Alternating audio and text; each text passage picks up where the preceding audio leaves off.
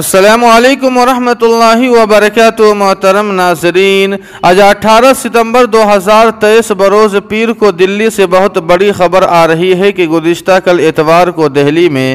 مسلم personal لا board کی عاملہ کی meeting ہوئی، جس میں یکساں سول کوڈ اور وقف بورڈ سمیت ثالثی ایکٹ پر غور و خوض کیا گیا۔ جی ہاں ناظرین کرام، آپ کو بتلا دیں کہ گزشتہ کل اتوار کو دارالحکومت دہلی میں ہمایوں کے مقبرے کے پاس واقع نیو ہورائزن اسکول نظام الدین میں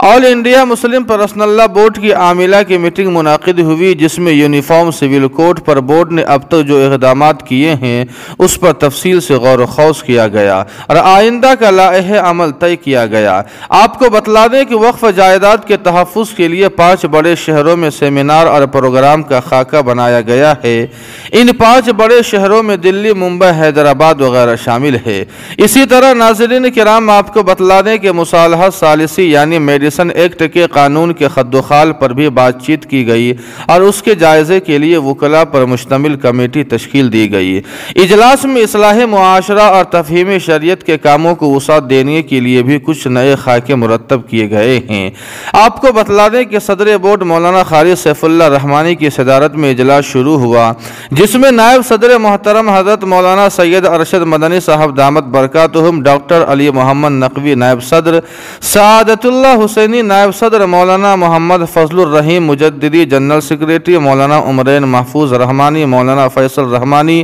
نائب صدر ملی کونسل، مولانا انیس الرحمان صاحب قاسمی، مولانا اصغر علی امام مہدی سلفی، پروفیسر سعود عالم عبداللہ مغیثی وغیرہ دیگر حضرات نے